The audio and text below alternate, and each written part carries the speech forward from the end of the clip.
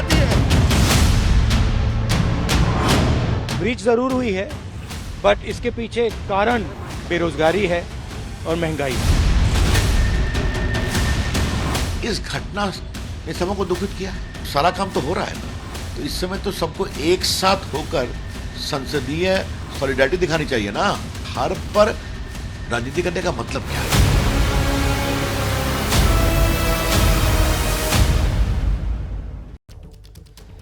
चलिए अब आगे बढ़ते हैं। आगे बढ़ते हुए उन बड़ी खबरों की जड़ तक आपको लिए चलेंगे जो आज की सुर्खियां रही, जो आज दिन भर आई कैचर रही। सबका ध्यान उन पर रहा। सबसे पहले बात होगी संसद की सुरक्षा में हुई चूक की। अभी तक जांच में क्या निकला है? सुरक्षा में सेन मामले में एक और गिरफ्तारी हुई है। साथ ही पुलिस के हाथ कई अहम सबूत भी लगे हैं, जिनके आधार पर अब पुलिस जांच को आगे बढ़ाएगी। उसके बाद उसी के साथ आपको महाराष्ट्र लिए चलेंगे, क्योंकि यहां ठाणे में बड़े अधिकारी के बेटे पर अपनी प्रेमिका से मारपीट कर और गाड़ी से कुचलने का आरोप लगा है। क्या है पूरा मामला, ये आपको बताएंगे। इसी पर चर्चा के लिए मेरे साथ होंगे, देखिए मेरे टीवी स्क्रीन पर, संसद कांड के लिए जो हुआ है पुलिस की इन्वेस्टिगेशन पर अपडेट देने के लिए वरुण जैन आपको दिख रहे हैं। मास्टरमाइंड ललित झा के घर से शशांक हमारे संवाददाता जुड़े हुए हैं, और महाराष्ट्र के ठाणे में बड़े अधिकारी के बेटे की हैवानियत की खबर पर ठाणे से हमारे संवाददाता राजेश त्रिपाठी जुड़े हुए हैं। इन्हीं सब लोगों से करेंगे चर्चा। और जब ये सारी चीजें मैं आपको बता रहा हूं, तब तक एक बड़ी खबर आ चुकी है, उसी से करते हैं इस बुलेटिन की शुरुआत। संसद सुरक्षा सेन मामले में एक और हुई है गिरफ्तारी। पुलिस ने आरोपी महेश को गिरफ्तार किया है। कुछ ही देर में आरोपी महेश की पेशी होगी। महेश को पटियाला हाउस कोर्ट में पेश किया जाएगा। अब तक 6 आरोपी हो चुके हैं गिरफ्तार। एक और जो आरोपी है उसका नाम महेश है, उसी को किया गया गिरफ्तार। अब कुछ ही देर में उसे पेश किया जाएगा। ये बड़ी अपडेट हम आपको दे रहे हैं। वरुण जैन के पास लिए चलते हैं। वरुण जैन, ये महेश है कौन, इसके बारे में जरा जानकारी दीजिए। देखिए, महेश इस पूरे एपिसोड का एक मुख्य किरदार है। ललित झा के साथ उसने बराबर का सहयोग दिया था इस पूरी वारदात के लिए। ललित झा जब यहां से फरार हुआ था तब उसको महेश झा ने ही सपोर्ट किया था, उसको छुपने में मदद की थी। इतना ही नहीं, महेश वो शख्स है जिसे इस पूरी प्लानिंग के बारे में पता था। इनफैक्ट महेश को भी पार्लियामेंट पर आकर स्मोक कैंडल अटैक के अंदर शामिल होना था, लेकिन महेश और उसका एक साथी है कैलाश, वो किसी वजह से दिल्ली नहीं पहुंच पाए, और इसीलिए जो नीलम और उसके साथ में अमोल था उनको जिम्मेदारी दी गई कि किसी भी तरीके से प्लान ए को सक्सेसफुली इंप्लीमेंट करना है। और फिर उन्होंने पार्लियामेंट के बाहर स्मोक कैंडल अटैक को अंजाम दिया। आपको बता दूं, जो महेश है वही इन सबको रिडिकुलाइज कर रहा था ललित झा के साथ। उसके कई सोशल मीडिया अकाउंट्स, कई ऐसे वीडियोस मिले हैं जो बड़े बड़े क्रांतिकारियों की जो वीडियो है उसको उनके साथ अपनी वीडियो बनाता, और उसके बाद उसी के जरिए ये इन सबको रिडिकुलाइज कर रहा था, उनको भड़का रहा था, उनको बहका रहा था। तो एक अहम जो भूमिका है वो महेश की इस पूरे मामले के अंदर आज ही कोर्ट में पेश किया जाएगा। कितनी देर में ये जानकारी दे दीजिए जरा। देखिए, अब तक 5 गिरफ्तारियां हो चुकी है। पटियाला हाउस कोर्ट में 4 बजे के आसपास का समय था। अभी रास्ते में ही स्पेशल सेल की टीम है, कुछ ही मिनटों में पटियाला हाउस कोर्ट पहुंचेगी। वहां पर महेश की रिमांड लेगी, क्योंकि महेश भी इसके अंदर मुख्य किरदार है। उसको लेकर भी राजस्थान जाया जाएगा, जहां से मोबाइल, जो जले हुए मोबाइल है उनको बरामद किया गया है, और कई दूसरे कनेक्टिंग एविडेंस है वो महेश के जरिए एस्टेब्लिश होंगे। और आगे जो चेन है, इनके पीछे और कौन मास्टरमाइंड है, क्योंकि एक एक करके जैसे जैसे गिरफ्तारियां हो रही है, एक नया किरदार आगे उनके साथ जुड़ता है। बिल्कुल सही कह रहे हैं आप वरुण। जैसे जैसे ये जांच आगे बढ़ रही है, एक नया किरदार सामने आ रहा है। कुछ ही देर में इसे भी कोर्ट में पेश किया जाएगा। पुलिस मांगेगी रिमांड। ये संसद सुरक्षा सेन से जुड़ी है ये बड़ी खबर। महेश का इंस्टाग्राम अकाउंट डिकोड किया गया है। युवाओं को भड़काने की साजिश थी। वीडियो के जरिए ये ब्रेन वॉश करता था, क्रांतिकारियों की तस्वीरें लगाता था। महेश इंस्टाग्राम के अकाउंट से बहुत बड़ा खुलासा हुआ है। महेश कुमावत ने ही फरारी के दौरान ललित झा की छिपने में मदद की थी। महेश कुमावत भी संसद में सेन की साजिश का एक बड़ा हिस्सा है। इन पोस्ट से खुलासा यह हुआ है, जो उसका इंस्टाग्राम पोस्ट है उससे खुलासा यह हुआ है कि महेश कुमावत सिर्फ आरोपियों को लॉजिस्टिक ही प्रोवाइड नहीं करता था, इस गुट और साजिश का एक अहम किरदार था। अब हम आपको यह बताने जा रहे हैं कि लगातार जो जांच चल रही है, पुलिस पूछताछ कर रही है, तो पुलिस की पूछताछ में अब तक क्या खुलासा हुआ है उसकी जानकारी हम आपको दे देते हैं। क्या क्या हुआ है कि खुद को जलाने का नाटक करना चाहता था सागर। एक बड़ी साजिश थी जो इनकी नाकाम हो गई। ये चाहते थे कि ये जाके खुद में आग लगाएं, और क्यों क्योंकि ये जेल नहीं मिला ऑनलाइन, इसलिए इरादा बदल दिया। पूरा मामला एक बार फिर से आपको समझाता हूं। इनका जो प्रोटेस्ट था वो बहुत बड़ा होने वाला था। पहले इन लोगों ने ये साजिश रची कि हम वहां जाएंगे और खुद को आग लगा देंगे। तो आग लगा देंगे, उसके लिए इनको जेल की जरूरत पड़ती कि वो जेल लगाते, खुद को सुरक्षित रखते और आग लगाने का ड्रामा करते। लेकिन ऑनलाइन जेल नहीं मिला तो इन लोगों ने इस बात का इरादा बदल दिया कि नहीं, अब ये प्लान ड्रॉप करते हैं, कुछ और करेंगे। नुकसान ना हो इसलिए जेल खरीदने की कोशिश थी, वो खुद को बचाने के लिए जेल लगाकर खुद को आग से बचाने का प्लान था। ये बातें हमने आपको समझा दी और ये बात धीरे धीरे पुलिस की पूछताछ में सामने आ रही है। पुलिस जैसे जैसे पूछताछ कर रही है वैसे वैसे ये बातें खुलकर सामने आ रही है। अब चलिए आगे बढ़ते हुए, दरभंगा में पुलिस की अब जांच पहुंच गई है, क्योंकि जड़ खंगाल रही है पुलिस। जहां संसद कांड के मास्टरमाइंड ललित झा का घर है दरभंगा में, वहीं पर पहुंच गई पुलिस। ललित झा के घर एबीपी न्यूज की टीम पहुंची तो ललित झा के मां और पिता ने एबीपी न्यूज से एक साथ कहा कि उनका बेटा निर्दोष है। ये उनके मां पिता का कहना है, वो हम आपको सुनाएंगे। लेकिन इसी के साथ साथ शशांक जुड़े हैं, उनके पास चलेंगे। लेकिन पहले ललित के माता पिता का बयान आप सुनिए, वापस लौटता हूं। इस वक्त मैं दरभंगा के रामपुर उदय गांव में हूं। ये ललित झा का घर है। कैमरा पर्सन विशाल राय आपको तस्वीरें दिखा रहे हैं। संसद की सुरक्षा के चूक के मामले में वह मास्टरमाइंड है। घटना के बाद वो राजस्थान चला गया था, फिर आकर दिल्ली में उसने सरेंडर किया है। उसको 7 दिनों की पुलिस रिमांड में भेज दिया गया है। हम घर के अंदर चलेंगे, माता पिता से भी बात करेंगे। उनके माता पिता जो हैं यहीं पर हैं, भाई भी जो है ललित झा का यहीं पर है। क्या नाम है आपका? देवानंद झा। ललित झा के पिता हैं? पिता हैं। उसको तो मास्टरमाइंड बताया जा रहा है। न, गलत बताया। ये मीडिया का प्रोपगंडा है, वो है नहीं। एक नंबर का लड़का है, दूसरों का हितैषी है। कहा यह जा रहा है कि कोई बड़ी साजिश रची जा रही थी, उसके सबूत उसमें थे, इसलिए उसने फोन को नष्ट कर दिया। ललित झा पे यह आरोप है। इसमें ऐसा कुछ बात नहीं है, कोई साजिश करता भी नहीं है। एक नंबर का लड़का है, चाहे जिससे आप पूछ लो दुनिया में। लड़का में कोई दोष नहीं है, लड़का एक नंबर है, कोई साजिश करता ये नहीं है, कोई फोन नहीं जलाया है। ये मीडिया लोग छाप करके ऐसा बता रहे हैं। तो फिर वो घटना के बाद राजस्थान क्यों भाग गया, फिर वापस आके वो जो है सरेंडर किया? अब डर से भाग गया, कोई डर से वो भाग गया। फिर उसको समझ में आया कि नहीं, भागना नहीं चाहिए, अरेस्ट हो जाना चाहिए, अरेस्ट हो गया।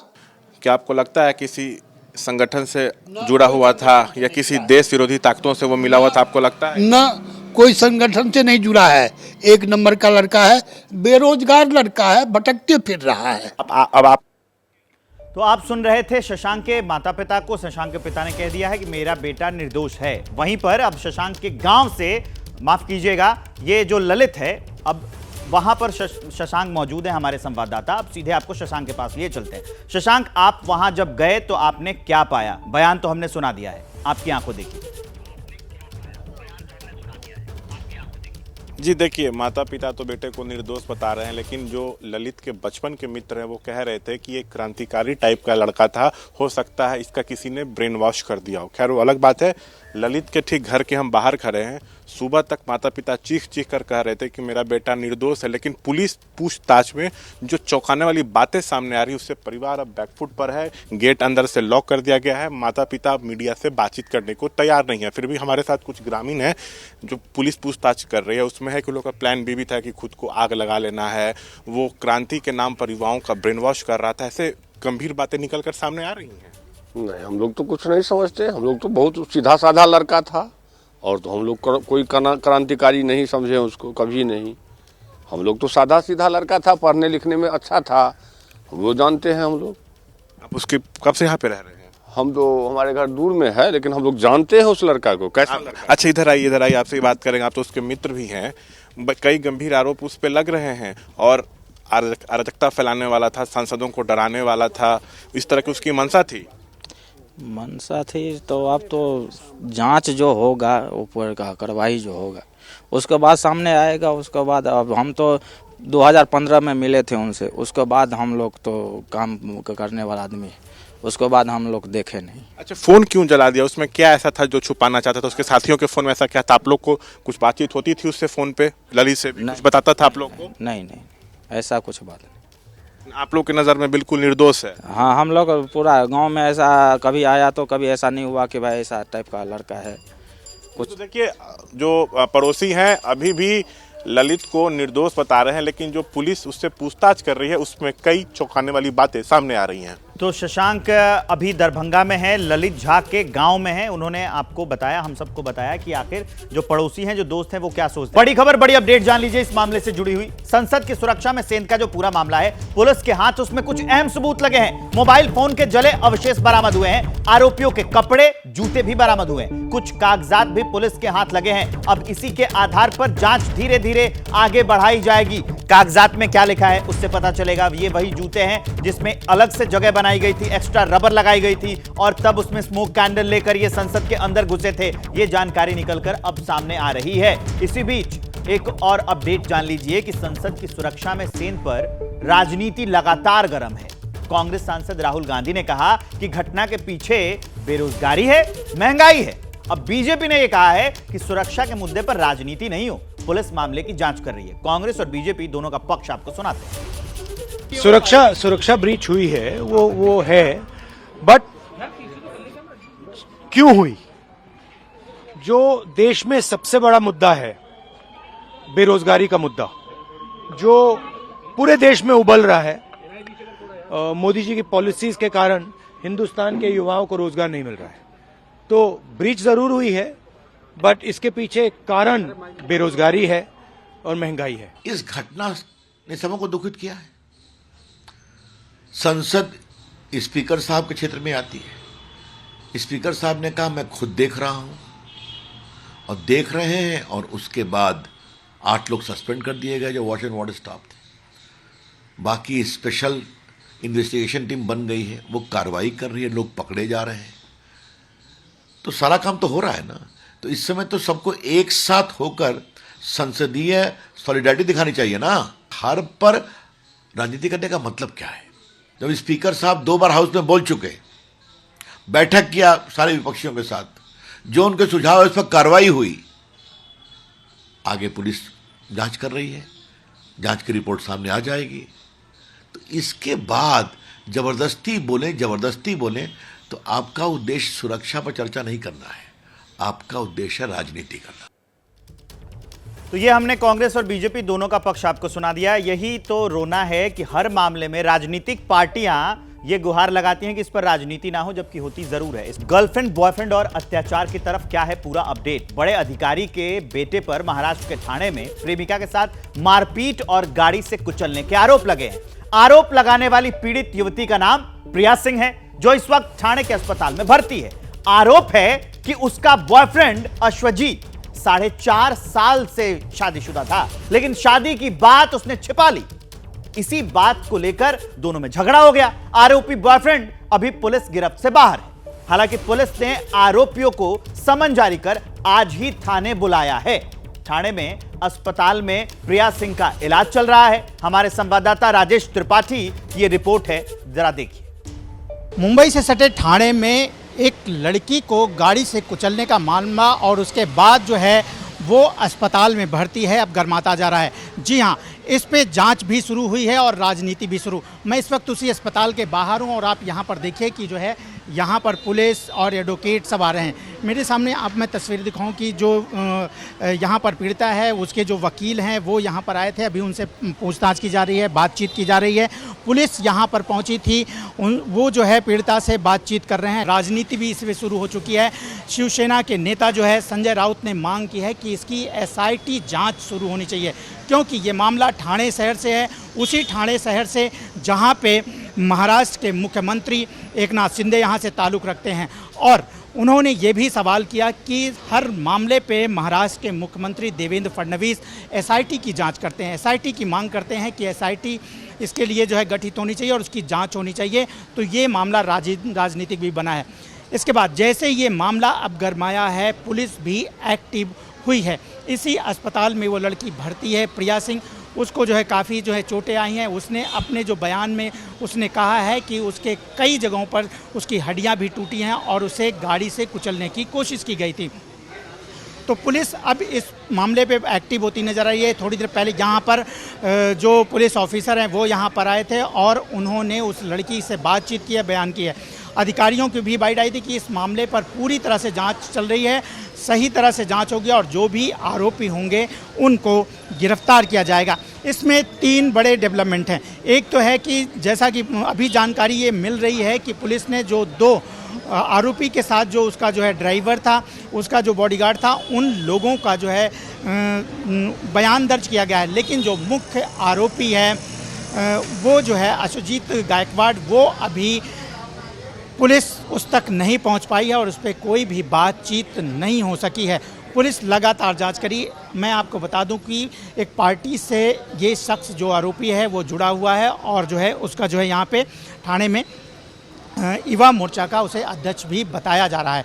तो ये पूरा मामला अब राजनीतिक हुआ है और इस पे जांच की दिशा कहाँ तक पहुँचती है ये तो नहीं मालूम, लेकिन थाने पुलिस यही कह रही है कि हम जांच सही दिशा में कर रहे हैं।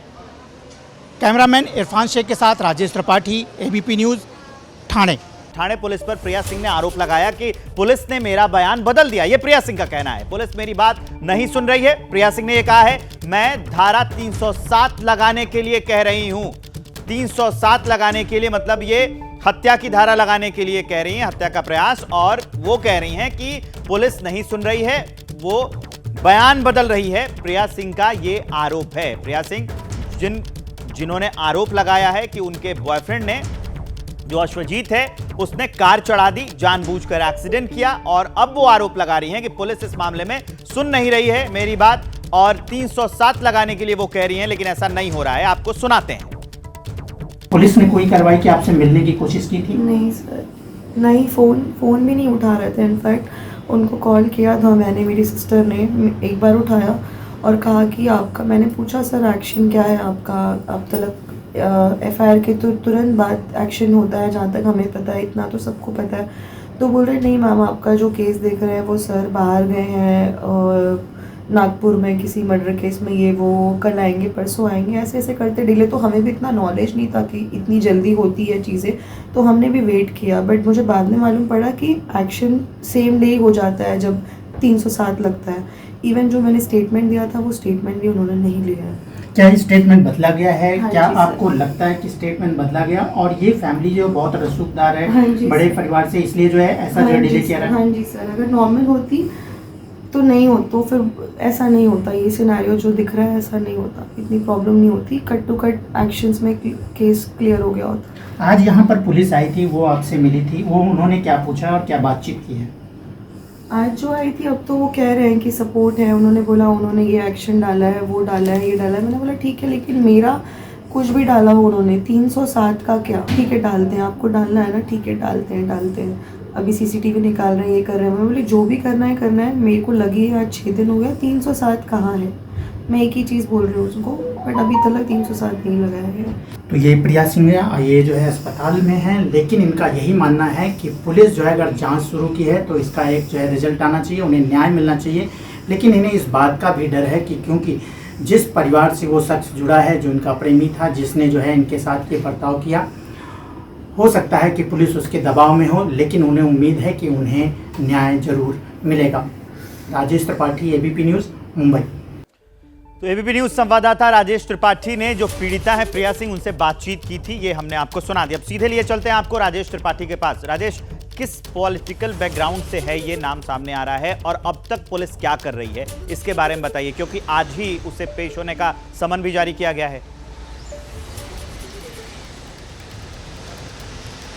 जी बिल्कुल, जो आरोपी है अश्वजीत, जो है पहली बात तो वो से बताया जा रहा है कि वो ठाणे में बीजेपी पार्टी से ही युवा मोर्चा से जुड़ा हुआ है, उसका पदाधिकारी है। दूसरी बात, इसके जो पिता हैं वो भी महाराष्ट्र राज्य के एक बड़े जो है जो विभाग है वहाँ पर चेयरमैन के पद पर हैं। और भी पॉलिटिकल इसके जो है जो परिवार के लोग हैं वो पॉलिटिकल पार्टी से जुड़े और नेता हैं, इसकी बात सामने आ रही है। लेकिन अब जो प्रिया है उसका यही कहना है कि क्योंकि पुलिस 4 दिनों तक उसकी कोई बात नहीं सुनी है, जब उसने सोशल मीडिया पर डाला ये बात तब पुलिस जागी है और शायद ये पुलिस जो है इस रसूखदार जो फैमिली है आरोपी की, उसके परिवार से जो है दबाव में है, इसीलिए जो है उसे सिर्फ आश्वासन दिया जा रहा है। क्योंकि आज अस्पताल में भी पुलिस यहाँ पर पहुँची थी, हमने जब प्रिया से बात किया, मैंने जब प्रिया से बात की तो वो यही कह रही थी कि पुलिस यहाँ पर आई थी और सिर्फ मुझसे यही बात कह रही थी कि हम सही दिशा में जांच कर रहे हैं, हम मामले की जांच कर रहे हैं, सिर्फ आश्वासन की बात थी। मैं जो धाराएं, जो मैं आरोप उस पर लगा रहा हूँ, उस पर जो धाराएं लगती है उसको लगाने के लिए पता नहीं क्यों पुलिस तैयार नहीं है। धारा 307 की बात कर रही है प्रिया की, धारा 307 क्यों नहीं लगाई गई? क्योंकि मुझे पूरा मारने का प्रयास किया गया। मेरे साथ जब झगड़ा हुआ तो मुझे गाड़ी के सामने लाके रौंदने की कोशिश की गई, जिसकी वजह से मुझे बहुत सारी चोटें आई हैं। तो ये सारे आरोप है प्रिया के। जब आप प्रिया से बात कर रहे थे तो प्रिया ने कहा कि 6 दिन का मामला हो गया, तो ये 5 कल ये जो पूरा मामला है सोशल मीडिया पोस्ट से सामने आया था, तो 5 दिनों तक इन्होंने क्या किया, क्या डेवलपमेंट हुई, इसके बारे में क्या कह रही हैं वो? प्रिया फ़ोन पे जब मुझसे बात हो रही तो यही कह रही थी कि मुझे जब मेरे साथ ये हादसा हुआ था, मैं पुलिस को फ़ोन कर रही थी, कोई पुलिस फ़ोन नहीं उठा रही थी। उसके बाद किसी तरह से वहाँ पर जो हमने बातचीत किया वो कैमरे में रिकॉर्ड नहीं है, लेकिन उन्होंने यही बात कही कि मुझे सड़क किनारे फेंक दिया गया था, मुझे एक बाइक से एक शख्स जा रहा था, उससे मैंने मदद मांगी और उसके बाद मुझे जो है अस्पताल तक लाया गया। उसके बाद मैंने पुलिस में मामला दर्ज कराया, FIR दर्ज हुई। 4 दिनों से मैं पुलिस से कह रही थी कि सर मामले पे इसे जांच करिए, ये बहुत बड़ा मामला है, ऐसे लोग इससे जुड़े हुए हैं, लेकिन उन्होंने इस पे कोई भी जांच शुरू नहीं की। लेकिन मजबूरन मुझे जब सोशल मीडिया पर मैंने ये बात डाली तब उसके बाद पुलिस जागी और उसके बाद ये पुलिस तक मामला पहुंचा है और अब पुलिस इसमें जो है मेरे पास आ रही है, मुझसे उन्होंने बातचीत किया और हमें आश्वासन दे रही है कि हम मामले की जांच कर रहे हैं और जो भी जांच होगी वो सही दिशा में होगी। लेकिन अभी भी प्रिया को इस बात का शक है क्योंकि आरोपी जो है, जो उसका प्रेमी है, वो एक रसूखदार फैमिली से ताल्लुक़ रखता है, एक राजनीतिक फैमिली से ताल्लुक़ रखता है, तो शायद पुलिस इसके दबाव में है और इसीलिए पुलिस अभी तक ठीक से जो है ना उसका ठीक से बयान ली है और ना आगे जांच की दिशा उसे कोई दिख रही है। कोई आधिकारिक बयान या कोई आधिकारिक डॉक्यूमेंट आपके हाथ लगे हो जिससे ये पता चले कि हाँ वो उसी पार्टी से, बीजेपी से ताल्लुक़ रखता है, या अभी इसकी जाँच चल रही है? नहीं, इनके जो पिता हैं वो तो जो है सभी लोग जानते हैं कि वो यहाँ पे महाराष्ट्र रोड, स्टेट रोड जो यहाँ की जो संस्था है उससे जो है वो जुड़े हैं, उसके जो है चेयरमैन हैं। बाकी जो सामने मेरे पास आया है कि इसका जो प्रोफाइल है अश्वजीत का, गायकवाड़ का, वो भी जो है सोशल मीडिया पे जो उसका प्रोफाइल है वहाँ पे भी वो बीजेपी पार्टी से जुड़ा हुआ शख्स है। तो इस तरह की चीज़ें, तमाम चीज़ें आ रही हैं कि वो राजनीतिक पार्टी से जुड़ा है, बातें इस पे हो रही हैं। और इसका भी प्रिया से भी हमने बात किया कि क्या ये राजनीतिक पार्टी से जुड़े, तो उसने भी कहा कि जी हाँ, इसके एक फैमिली से 1-2 बार मैं मिली हूँ, इसके भाई से मैं मुलाकात मेरी हुई है, मैं घर वालों तक नहीं गई हूँ लेकिन भाई से इसकी मुलाकात हुई है और मुझे ये मालूम है कि ये बहुत ही रसूखदार फैमिली से जुड़ा है। इसके जो घर के लोग हैं वो महाराष्ट्र, ये भी काफी अहम जानकारी दे रहे हैं आप राजेश त्रिपाठी। आप हमारे साथ यहीं बने रहिए। अब अधिकारी के बेटे ने जो हैवानियत की है, क्या क्या आरोप लगे हैं वो जरा एक बार मैं आपको बता देता हूं, वापस लौटेंगे राजेश त्रिपाठी पर। क्या क्या आरोप लगाए हैं प्रिया सिंह ने वो एक बार जान लीजिए कि वो अपनी गर्लफ्रेंड मतलब प्रिया सिंह से, जिसकी तस्वीर वहां लगी है, उससे मारपीट करता था, पहले से शादीशुदा था ये जो अश्वजीत था पहले से, लेकिन उसने ये बात छुपा कर रखी, गाड़ी से कुचलने की कोशिश की। अश्वजीत के दोस्तों पर भी इसने आरोप लगाए हैं कि दोस्त मददगार बने थे उसको कुचलने में। 4 साल से इनका रिश्ता चल रहा था, इनका अश्वजीत के साथ 4 साल से रिश्ता चल रहा था। FIR दर्ज, आरोपी की गिरफ्तारी अभी तक नहीं हुई है। विकसित भारत संकल्प यात्रा को प्रधानमंत्री नरेंद्र मोदी ने हरी झंडी दिखा दी, इसकी शुरुआत कर दी, संबोधित कर रहे हैं। सुविधाओं का लाभ मिल रहा है। मेरे परिवारजनों, हमारी सरकार परिवार के सदस्य की तरह आपकी हर चिंता कम करने का प्रयास कर रही है। आपने देखा है, जब कोरोना का इतना बड़ा संकट आया तो सरकार ने आपकी मदद करने में कोई कोर कसर बाकी नहीं छोड़ी। हमारी सरकार ने कोरोना के संकट के दौरान 20 करोड़ महिलाओं के बैंक खाते में हजारों करोड़ रुपए ट्रांसफर किए। ये हमारी सरकार है जिसने हर व्यक्ति को कोरोना की मुफ्त वैक्सीन सुनिश्चित कराई। ये हमारी ही सरकार है जिसने कोरोना काल में हर गरीब को मुफ्त राशन की योजना शुरू की। ये हमारी ही सरकार है जिसने कोरोना काल में छोटे उद्योगों को बचाने के लिए लाखों करोड़ रुपए की मदद भेजी। जहां दूसरों से उम्मीद खत्म हो जाती है, वहां से मोदी की गारंटी शुरू हो जाती है। हमारे रेहड़ी, ठेले, पटरी, फुटपाथ पर काम करने वाले ये सभी साथी नाउम्मीद हो चुके थे। उनको लगता था चलो भाई ऐसे ही गुजारा करो, कुछ होने वाला नहीं है। उनको पूछने वाला कोई नहीं था। इन स्थितियों को पहली बार बैंकिंग सिस्टम से जोड़ने का सौभाग्य हमारी सरकार को मिला है। आज पीएम स्वनिधि योजना से इन साथियों को बैंकों से सस्ता और आसान ऋण मिल रहा है। देश में 50 लाख से अधिक ऐसे साथियों की बैंकों से मदद मिल चुकी है। इस यात्रा के दौरान भी 1.25 लाख साथियों ने मौके पर ही पीएम स्वनिधि के लिए आवेदन किया है। पीएम स्वनिधि योजना के 75% से अधिक लाभार्थी दलित, पिछड़े, आदिवासी समाज के साथी हैं। इसमें भी करीब 45% लाभार्थी हमारी बहनें हैं, यानी जिनके पास बैंक में रखने के लिए कोई गारंटी नहीं थी, मोदी की गारंटी उनके काम आ रही है। साथियों, शहर में रहने वाले लोगों की सामाजिक सुरक्षा के लिए भी हमारी सरकार प्रतिबद्ध है। 60 वर्ष की आयु के बाद भी सबको सुरक्षा कवच मिले, इसके लिए हमारी सरकार ने गंभीरता से काम किया है। अटल पेंशन योजना से अभी तक देश के 6 करोड़ साथी जुड़ चुके हैं। इससे 60 वर्ष की आयु के बाद 5,000 रुपये तक नियमित पेंशन सुनिश्चित हो रही है। प्रधानमंत्री सुरक्षा बीमा योजना भी शहर में रहने वाले गरीबों के लिए बहुत बड़ी उम्मीद बनी है। इसमें बीमाकर्ता को साल में एक बार केवल 20 रुपये के प्रीमियम का भुगतान करना होता है और बदले में उसे 2 लाख रुपये का कवर मिलता है। प्रधानमंत्री जीवन ज्योति बीमा योजना के तहत शहरी गरीबों को साल में सिर्फ 436 रुपये देने का प्रावधान किया गया है।